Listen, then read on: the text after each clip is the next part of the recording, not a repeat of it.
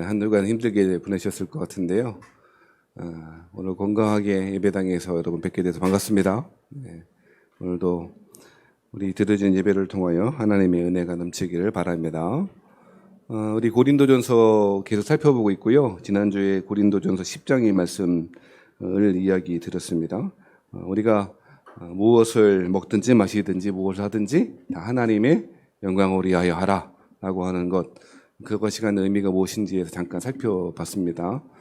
시간 관계상 우리 또 좀 더 깊이 살펴보고 묵상했으면 좋겠는데 그러지 못했습니다만, 아무튼 승리주의, 누군가를 경쟁에서 이기는 것이 하나의 영광이라고 하거나 누군가 하나님의 이름으로 배제하고 혐오하는 방식으로 하나님의 영광을 드러낼 수 있다거나 하는 것들이 얼마나 잘못된 생각인지, 하나님이 그런 걸 기뻐하지 않는다는 이야기 들었고요.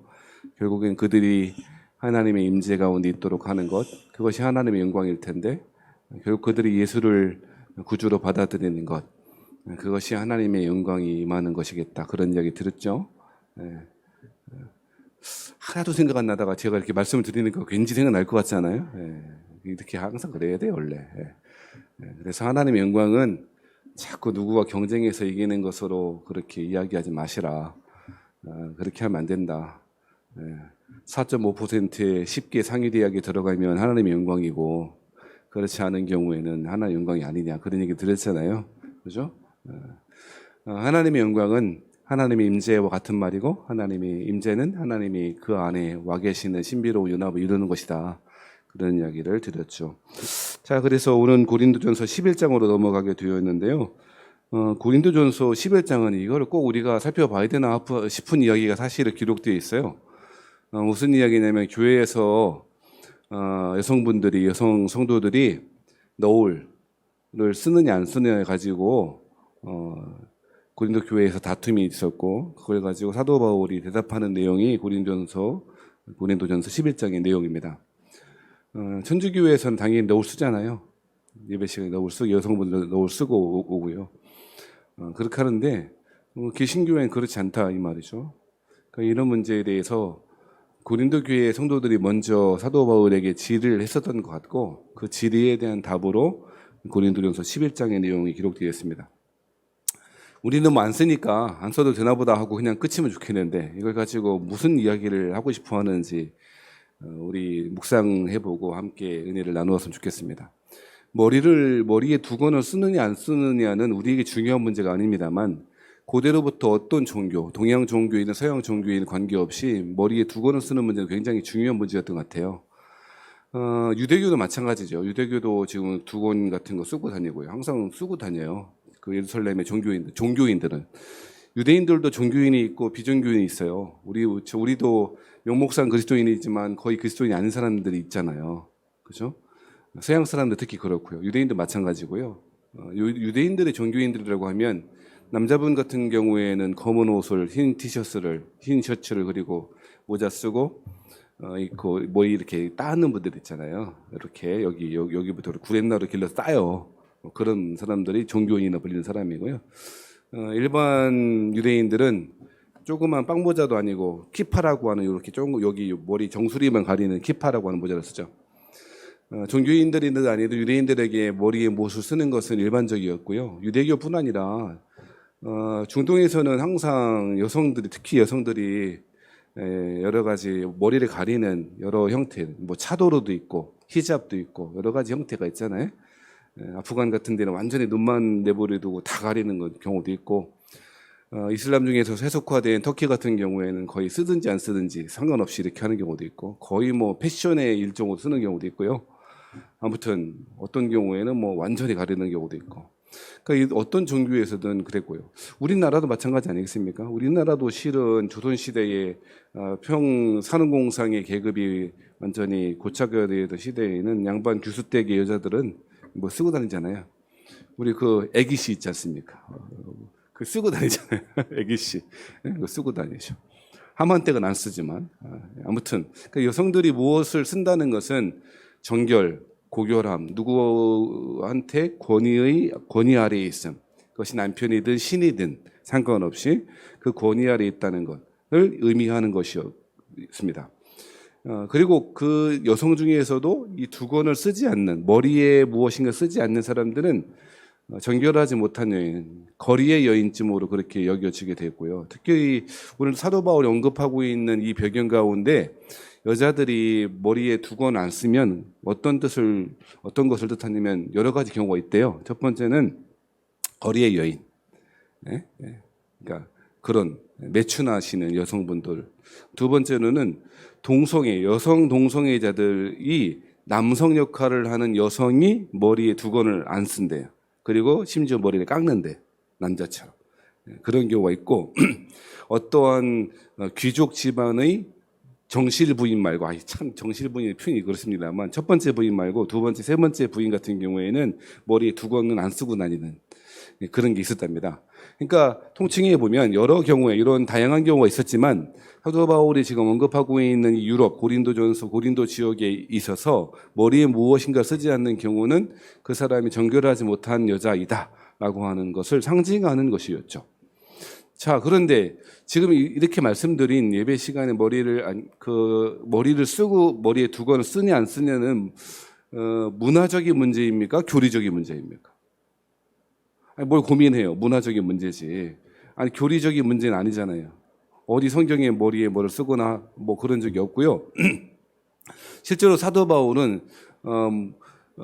예수를 믿으면 주어지는 큰 선물이 뭐냐면 자유라고 말하잖아요. 특히 갈라디아 성경이 그리스도인이 얻게 된 자유가 어떠한지에 대해 잘 설명한 성경이잖아요. 그러니까 예수를 믿어서 좋은 게 뭐야? 라고 말하면 죽어서 천국까지라고 말하면 맞는 말이긴 한데 100점짜리 답은 아니에요. 100점짜리 답은 아니에요. 천국에 갔는데 자유가 없으면 여러분 그게 천국일까요? 우리는 하나님이 우리에게 주신 구원의 의미 가운데 자유가 차지하는 부분을 굉장히 소홀하게 다룬다고요. 그것이 어떤 무엇으로부터의 자유인가?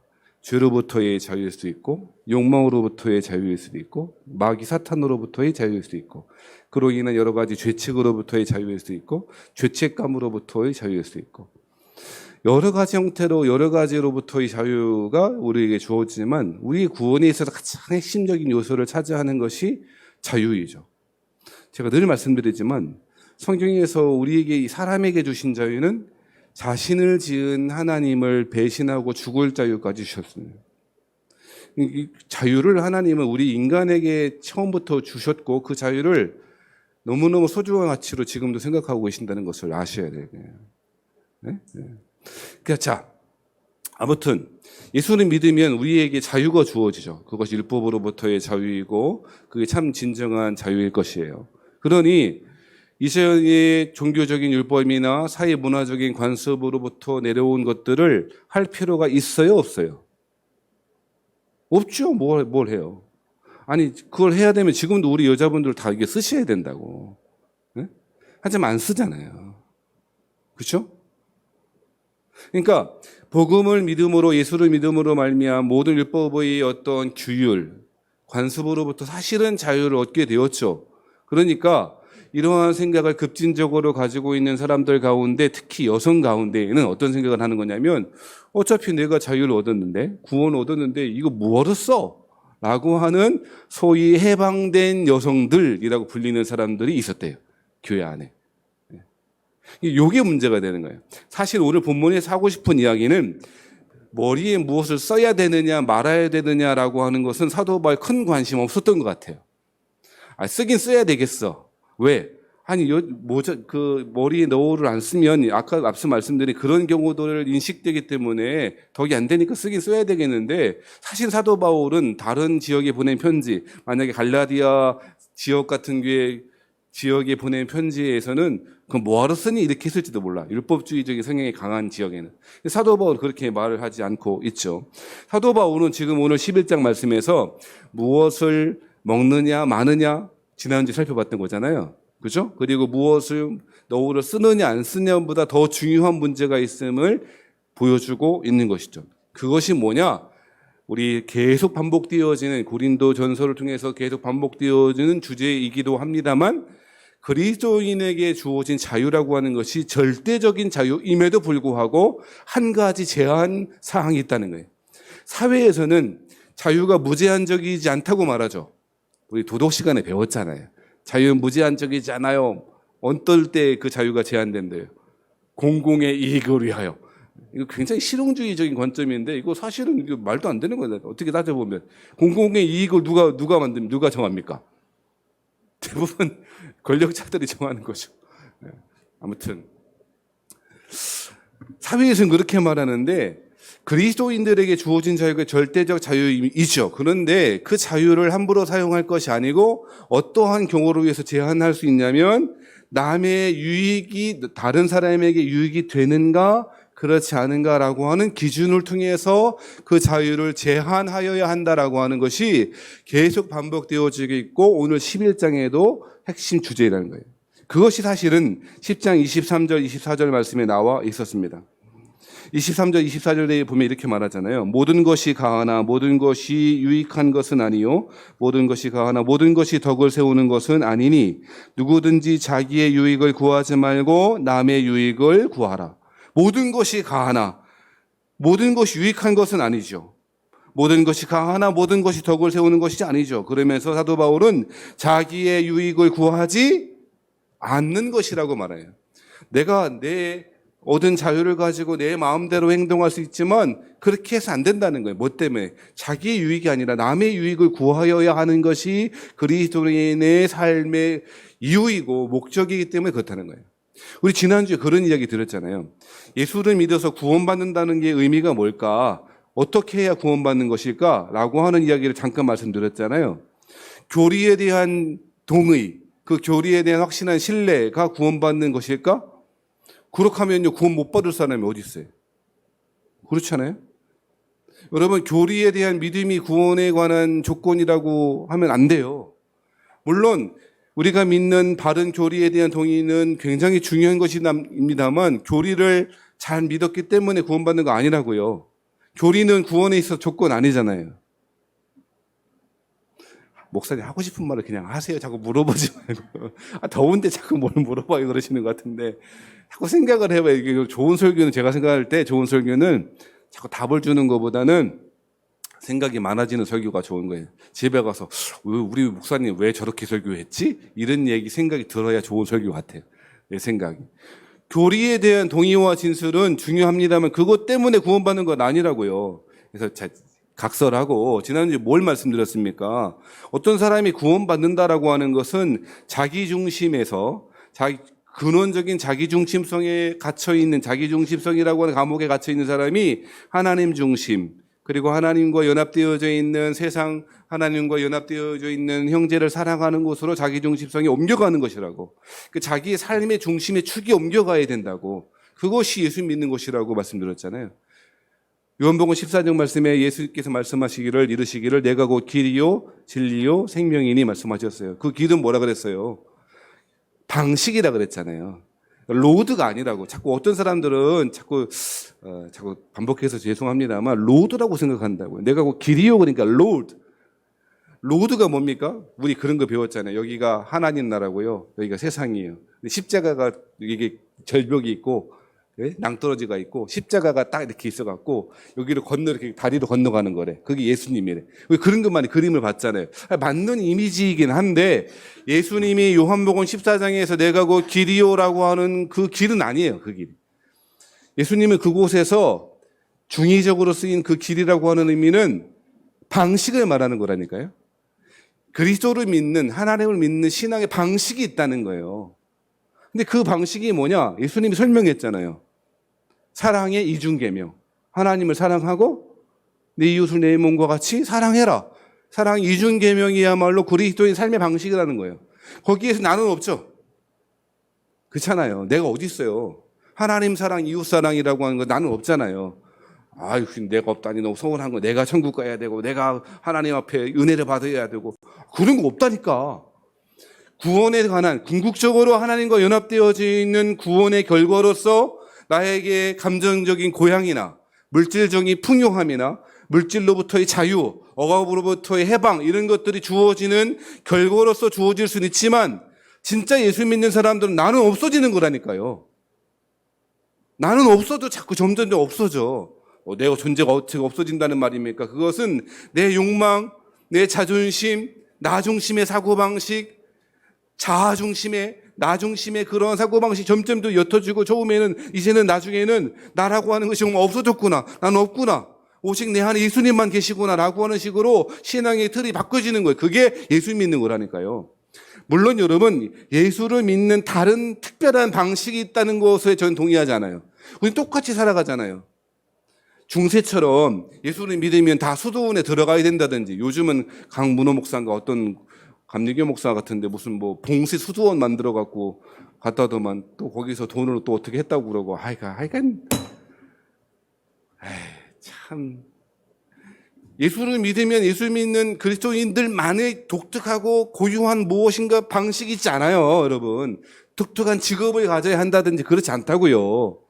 우리는 여전히 예수를 믿었지만 똑같이 세상에서 살아갈 거라고요. 그걸 긍정하고 있어요, 그리스도인들은. 그러니까 사도 바울, 칼빈과 같은 사람이 모든 직업이 다 성직이라고 그러잖아요. 모든 직업이 성직이래. 내가 제사장이고 제사장이 하는 일은 성직이지. 무슨 이야기냐면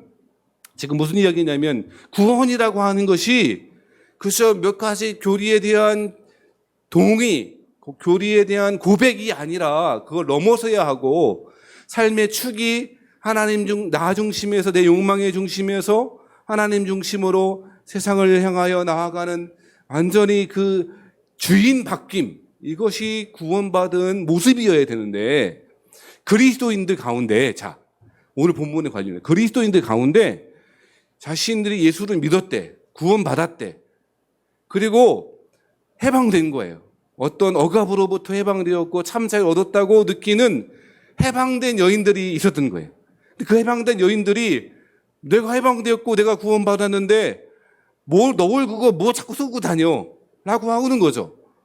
그러면 사도 바울 입장에서는 마치 그러니까 그 당신들의 말이 맞아. 그러니까 하지 마. 쓰지 마세요. 하지 않고 오히려 사도 바울은 어떻게 보면 여성들을 더 이렇게 낮게 보는 듯한 이야기를 하면서 결론적으로는 왜 안 쓰니? 써! 라고 말하고 있는 거죠. 그 이야기 사도 바울이 뭐라고 말하는가? 11장 3절 말씀 보세요. 3절 말씀에 보니까 이렇게 말합니다. 그러나 나는 너희가 알기를 원하노니, 알기를 원하는 게 뭡니까? 각 남자의 머리는 그리스도요, 여자의 머리는 남자요, 그리스도의 머리는 하나님이시라. 여러분 아멘을 한 번도 안 하잖아요. 이유는 두 가지일 거예요. 이게 무슨 소리인지 잘 몰라서 아멘을 못했다거나, 두 번째로 기분 나쁜 거죠. 여자분들은 뭐가 기분 나빠? 아니 여기까지는 이해가 돼. 그리스도의 머리는 하나님, 남자의 머리는 그리스도, 여기까지 이해가 돼. 근데 여자의 머리가 남자라고? 그건 기분 나쁜 거예요. 제가 목회를 해보니까 다른 성경 본문이나 이런 것들은 이렇게 전하면은 뭐 별 고민 없이 아멘 이렇게 하세요. 그런데 남성과 여성, 부부 관계 이런 거를 이렇게 설교하면 아멘을 잘 안 하세요. 입을 꼭 다물고 있고, 내가 살아봤는데 목사님은 아직 더 살아봐야 된대. 뭐 그렇게 하시더라고요. 그러니까 이게 받아들일 수가 없는 거예요. 더군다나 사도 바울이 지금 아까 이야기 마치 계층적인 구조, 차별적 구조가 있는 것처럼, 마치 인도의 힌두교의 제일 위에 제사장 그룹이 있고 마지막에 언터처블, 불가촉 천민이 4개, 5개 그룹이 있는 것처럼 하나님, 예수님, 그 밑에 남자, 그리고 제일 그 다음에 누가 있어? 여자고 있다고 그렇게 성경이 지금 11장 3절에 말하니까 기분 나쁜 거죠.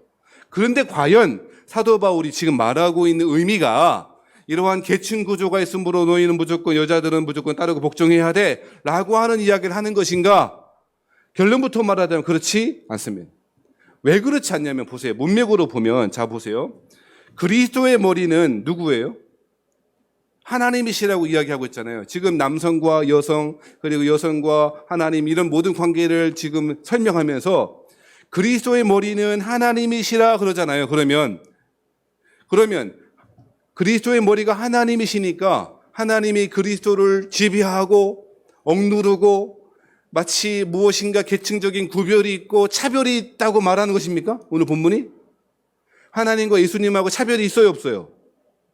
없잖아요. 있다고 그러면 안 돼요. 그러면 아리우스주의자가 되는 거예요. 이단이요. 아리우스주의가 뭐냐? 아리우스는요, 예수는 열등한 하나님이다. 예수가 하나님이시면 도저히 인정을 못해요. 훌륭한 사람이긴 한데, 아리우스주의대는. 여러분요, 우리가 알고 있는 대로라면, 신앙의 고백대로라면, 삼위일체이신 제1위신 하나님과 성부 하나님과 성자 예수님은 그 본성과 실체가 같으십니다. 하지만 구분되죠. 믿습니까? 그러니까 오늘 본문의 이야기는 그냥 하나님, 그리스도와 하나님과의 관계를 설명하지 않았으면 그렇게 해석해도 돼. 이렇게 여자는 무조건, 여자의 머리는 남성이니까 무조건 따라가야 돼. 남자분들 막 흐뭇한 미소를 짓지 마세요. 나중에 참.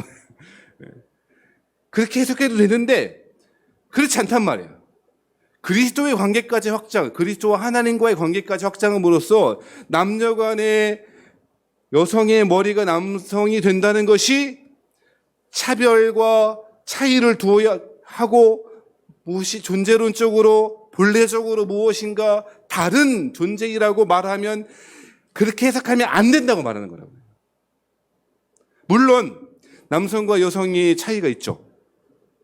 심지어는 예전에 책이긴 합니다만 화성에서 온 남자, 목성에서 온 여자, 그런 책이 있었잖아요. 그 책 제목을 기억하시는 분들은 최소한 50 가까이 되신 분들이야. 그런 책이 있었잖아요. 그 책에서 하고 싶은 얘기가 뭐였나? 남자와 여자가 그렇게 다르다는 거야. 서로 외계인이네, 외계인. 근데 살아보니까요, 별 다른 거 없더만요. 목사님, 왜 남녀 간의 차이가 없습니까? 물리적인 힘도 차이가 있고요. 아니, 생각해 보시면, 물리적인 힘이 뭐가 그렇게 차이가 있어요? 그거는 젠더의 차이가 아니고, 뭐의 차이냐면 사람의 차이더라고요. 제가 저희 아내보다 물리적인 힘이 세죠? 하지만 장미란 선수보다 물리적인 힘이 세진 않잖아요. 어떤 여자는 운전을 못한대. 그래서 여자들은 1년에 한 번씩 운전면허 갱신을 시켜야 된대. 누가 말하는지는 제가 말씀하지 않아요. 운전을 못한다 이거야. 그러니까 왜 그러냐? 공간 능력이 떨어지고 지각하는 받아들이는 게 떨어진다는 거야. 근데요, 남자분들 중에서 그 떨어지는 사람들도 많아요. 여자분들 중에서 운전 잘하시는 분도 많고요. 미국에 보니까, 미국과 캐나다에 보니까 여성 트럭커들이 그렇게 많더라고요. 이민하신 분들. 그러니까 젠더의 차이는 어느 정도 있을지 모르겠습니다만 그 차이가 차별을 구조적으로 만들어내야 될 이유는 전혀 없는 거예요. 교리적으로도. 성경적으로도 보면 그렇게 말하지 않는다고요. 그러면 오늘 본문에서 3절과 4절과 5절 말씀 같은 데 보면 왜 이런 이야기를 하고 있는가, 사도 바울이. 머리가 무엇인가? 머리는 그저 누군가를 지배하거나 복종케 해야 되고 하는 것이 아니고 책임, 권세를 말하는 거예요. 권위를 말하는 거예요. 여러분 보세요. 어떤 집이든 어떤 공동체이건 간에 리더로 권위자가 세워진다는 거 굉장히 중요하잖아요. 근데 그 권위자가 없다는 것은 그 공동체가 거의 분열하거나 깨어지는 것이라고요. 그렇죠? 모두가 평등하니, 너도 나도 평등하니 똑같이 다 리더십을 갖고 가야 된다. 왜 요즘 정치하시는 분들이 정당에서 집단 지도 체제 해갖고 너도 나도 그러니까 소위 어떤 당에서는 완전히 봉숭아 학당된 거 아니에요. 집단 지도 체제가 장점이 있을 것 같지만 그렇지 않죠. 그런 실용적인 이유를 다 떠나서 하나님께서 처음에 창조 질서 가운데 뭘 정해주셨냐면 이러한 3절과 같은 질서를 정해주신 거죠. 그런데 명심하고 또 명심해야 될, 그리스도인들이 명심해야 될 것은, 그것은 차별과 구조적인 존재론적인 억압을 만들어내서는 안 된다는 거예요. 여기 보세요. 성경 말씀에도요, 이런 말이 있대요. 시드머니. 그런 얘기 있죠. 시드머니. 종잣돈 있잖아요. 시드 월드가 있대요. 종자 말씀이 있대요. 누가 붙였는지 모르겠지만, 그 얘기는 뭐냐면, 문화와 상황 가운데 주어진 말씀이 있고요. 그리고 예수님이 산상수훈과 같은 말씀을 통해 하신 말씀처럼 아주 그 코어가 되는 말씀이 있다는 거죠. 이게 구분하는 것이 좀 불편하긴 합니다만 실제로 그런 게 있어 보여. 자, 어떤 경우에 있냐면 고린도전서에 같은 경우에는 그렇죠. 사실 사도 바울의 13권의 서신서는 각 교회의, 지역교회의 특수한 상황 가운데 주어진 편지죠. 그렇잖아요. 근데 그렇기 때문에 그것을 섣불리 일반화하기에는 오류들이 발생한 것이고, 그 대표적인 오류가 고린도서 11장이에요. 그래서 11장 우리 다 읽고 설명할 시간 없습니다만 이 말씀을 근거로 해서 여성들에게 설교권을 주어서는 안 된다고 한다든지, 그래서 여성들을 목사 안수를 주지 말아야 한다든지, 여성들은 함부로, 심지어는 디모데전서 같은 데 말씀해 보면 여성들은 교회에서 잠잠하라 그래갖고 말도 안 시키고 뭐 어떻게 한다든지 이렇게 오독하는 경우가 있는데 그렇지 않다는 거예요. 그러면 사도 바울이 말하고 있는 남과 여에 대한 남자로서 그리고 여자로서 주어진 시드 월드가 있다면 무엇일까요? 그것은 갈라디아 3장 28절에 있습니다. 갈라디아 3장 28절 말씀에 보니까 이렇게 말하는데요. 너희는 유대인이나 헬라인이나 종이나 자유인이나 남자나 여자나 다 그리스도 예수 안에서 하나이니라. 사도 바울이 지금 선언하고 있는 것이 있는데 그것이 무엇이냐? 유대인이나 헬라인이나 종이나 자유인이나 남자나 여자나 그리스도 안에서 다 뭐라고요? 하나라는 거예요. 여러분 이게 아멘이 안 되는 이유가 있어요. 왜 그러냐면 너무 당연하듯이 받아들이기 때문에. 근데 여러분 우리의 조금 상상해 보셔서 우리의 시간의 추를 2000년 전으로 가보라고. 사도 바울의 서신서가 50년, AD 50년 가량에 쓰였을 테니까 거의 2000년 된 문서라고요. 제가 찾아보다가 미국에서 참정권, 여성들이 참정권을 얻게 된 때가 언제인 줄 아세요? 대충 1800년대? 17세기? 놀랍게도 1920년대. 1920년. 영국은 1926년인가 8년인가 그렇고요. 주로 덴마크, 우리 북유럽 여성권이 굉장히 있던 나라들도 1차 세계대전 끝나고 겨우 됐고요. 그럼 왜 1차 세계대전 끝나고 여성들의 참정권이나 이런 것들이 신장됐을까? 남자가 많이 죽어서 남자가 없어요. 단순하죠? 너무 많이 죽어서 여성들이 할 수밖에 없어. 실제 진짜 농담이 아니고. 생각보다 여성들이 투표, 누군가를 주권 행사할 수 있는 것도 얼마 안 됐다고요. 우리나라도 1948년도나 돼서 여성들 투표하는 거 아닙니까? 그 전까지 뭐가 있었어요? 나라도 없었고. 생각보다 늦다고요. 그런데 지금 사도 바울이 쓰고 있는 문서가 지금 뭐라고요? 2000년 전의 문서라니까? 근데 사도 바울은 2000년 전에 이미 그리스도 안에서 남과 여가 다 하나라고 선언한 거예요. 여성이 마치 자기 집안의 재산 목록 중에 하나이고 자녀를 생산하는 수단밖에 안 되고 그렇게 취급밖에 안 되는, 그래서 마치 물건처럼, 지금도 이슬람이 그러잖아요. 아주 정통 순위파 사람들은 여성 혼자 못 다니는 거 아닙니까? 그래갖고 남편과 다니든지 아니면 아들과 다니든지 이렇게 하나 못 다니는 거 아닙니까? 그리고 할레드 호세인이라고 하는 사람이 쓴 소설 보신 적 있어요? 우리 1000개의 태양도 있고, 그다음에 열을 날리는 아이, 소년? 네? 연을 쫓는 아이. 제가 책 제목이네요. 그런 것들을 보면 얼마나 여성들이 억압당하고 그 안에 팔려가고 조언시키고 하는 것들이. 근데 지금 사도 바울은 머리를 왜 여자들 머리 써요? 사도 바울이 지금 여성들을 차별하네. 아니란 말이에요.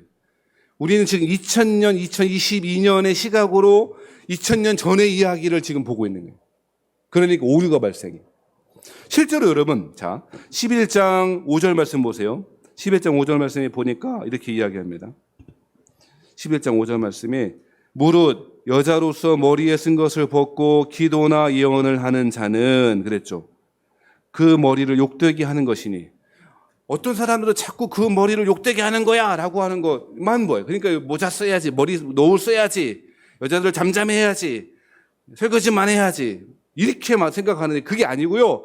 저는 여기서 더 중요한 게 있다고 생각해요. 보세요. 11장 5절에 여자로서 여성 성도들이 지금 뭐 하고 있어요? 기도나 예언하는 자가 이미 있었다는 거야. 여러분, 여기서 예언하다고 하는 말은 은사로서의 예언이 아니에요. 미래를 예고하는 것이 아니고 대리해서 전해준다는 의미에서 예언. 그러니까 여기서 예언은 쉽게 말하면 설교하는 거라고. 예언이 성경에서 두 가지 의미로 쓰여요. forecast, 미리 말하는 것, 어떤 일이 벌어질 거야 라고 하는 것. 그거를 우리가 알고 있는 일반적인 예언이지만 그것만 있는 게 아니고 대언하는 거, 대신해서 말씀하는 거. 그러니까 성경 말씀을, 하나님의 말씀을 대신해서 전해주고 우리식으로 따지면 설교하는 거. 그러니까 올 5절 말씀에는 이미 초대교회에 뭐 하는 사람이 있었다? 설교자들이 있었다는 거예요. 설교자들이. 저는 우리 교단을 사랑합니다만 우리 교단에 과연 오래 있을 수 있을까 싶어요. 정말. 왜 그런가? 자꾸 왜 그러는가? 정말 이렇게 불의한 일들이 벌어지는 걸 못 봤고, 두 번째로 왜 여성분들을 왜 목사 안수를 안 주는지 모르겠어요. 또 이걸 듣고 어떤 분들이 노예에다 고발하면 잘릴 수도 있는데 감사하면 잘리죠 뭐. 아니 성경에 이렇게 하고 있는데 심지어는 말이죠, 여성들이 뭐 아주 성적 모독에 가까운 발언들을 목사들이 하질 않나. 자, 말씀 정리해 보면, 그러면 사도 바울 이런 가운데 우리가 지금 11절, 12절 읽었잖아요. 자, 사도 바울의 의도도 알겠고, 왜 그러면은 노후를 벗어하지 않고 쓰라고 했는 의도도 알겠어요. 그래서 결론적으로 하고 싶은 말이 뭐냐? 11절, 12절. 자, 우리가 읽었지만 다시 한번 11절, 12절 말씀 읽어보시죠. 11절, 12절 다시 한번 시작. 그러나 주 안에는 남자 없이 여자만 있지 않고 여자 없이 남자만 있지 아니하니라. 이는 여자가 남자에게서 난 것이 여자로 말미암아 났습니다. 그리고 모든 것은 하나님에게서 났느니라. 언뜻 보면 좀 헷갈릴 것 같아요, 말이. 무슨 얘기냐면 여자가 남자에게서 난 것 같이 남자도 여자로 말미암느니라. 이게 무슨 얘기입니까? 첫 번째, 남자에게서 여자가 났다는 말은 아담과 하와를 이야기하는 것 같고요. 그리고 그 이후로 모든 사람들은 다 여성으로부터 나오게 되죠. 이런 상황들을 말하고 있는 거예요. 그러니까 이거 자체를 말하고 있는 건 아니고, 주 안에서 남자고 여자고, 남자만 있고 남자가 고난이 더 있어야 되고, 뭐 여자가 고난이 더 세야 되고 하는 젠더의 갈등과 싸움의 양상으로 만들어갈 것이 아니라는 말이에요, 사도 바울은. 그럼 뭐냐? 그리고 모든 것은 12절 끝에, 그리고 모든 것은 누구에게 샀느니라? 하나님에게 샀느니라. 지금 고린도 교회를 통해서 사도 바울이 하고 싶은, 결론적으로 하고 싶은 말이 뭐냐? 남자가 저 사람들을 왜 여자들이 두고 안 쓰냐? 또 어떤 여자분도 나는 해방되었고 자유를 얻었는데 왜 그러냐?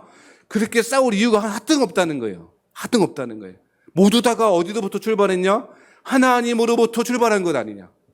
복음으로 하나 된 것 아니냐라고 하는 것을 가지고 있다면, 내가 복음을 통하여 구원받은 하나님의 자녀가 되었다는 사실을 우리 가운데 품고 살아갈 수 있다면 그게 뭐가 문제가 되냐는 거예요. 사실 교회에서 갈등과 다툼은 되게 하찮아요. 교리적인 대논쟁이 벌어지지 않아요, 교회에서는. 절대로. 서로 모르기 때문에.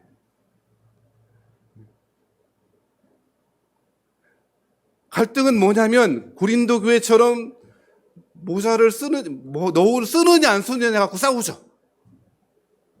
강단에 목사님 신발을 신고 가느냐 안 신고 가느냐 가지고 싸워요. 진짜로 그런 많이 봤어요.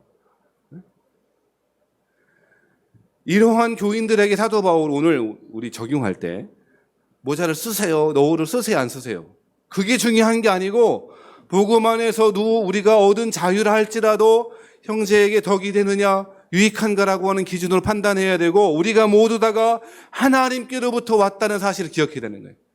내가 이 옳다고 주장하는 이 사실 때문에 형제를 실족하게 하거나 넘어지게 한다면 그것이 죄짓는 거예요. 사도 바울의 결론인 것입니다. 사랑하시는 성도 여러분, 저는 보수적인 교회에서 성장했고 지금도 거기에서 목회하고 있는데요, 굉장히 안타까운 게 뭐냐면 교회 안에서 여성으로서 가지고 있는 역할이 너무너무 제한적이에요. 여성 교인들이 대부분 헌신하고 봉사함에도 불구하고 왜 여성 교인들은 장로를 안 세우지나 몰라요. 심지어 목사님으로 세우는 것도 할 것 없이 왜 장로도 안 세우고 그런지 모르겠어요. 여성분들이 봉사하는 것 당연히 부엌에서만 봉사해야 되는 줄 알아. 왜 그러냐고. 왜 여성분들은 교회의 리더십을 가지면 안 됩니까? 안타까운 것은 교회 내에서 남성 성도님들이 그거 당연하듯이 그냥 그렇게 받아들이고 여성분들도 여성 교인들도 스스로 그걸 내면화해.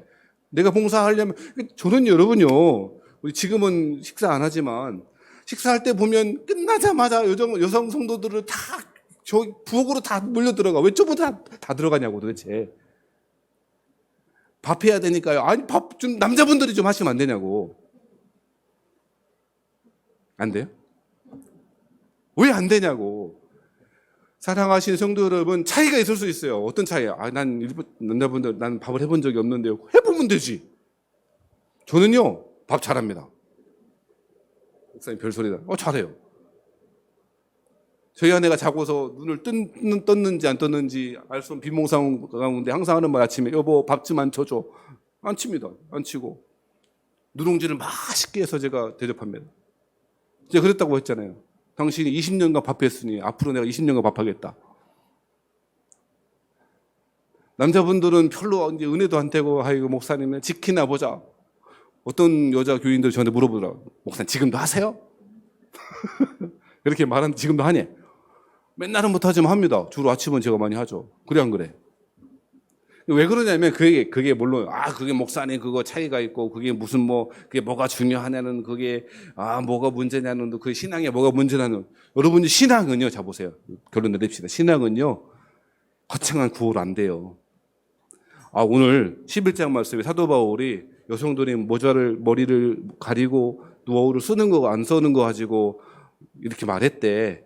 그런 문화적인 배경 가운데 쓰는 게 좋겠다고 말했대.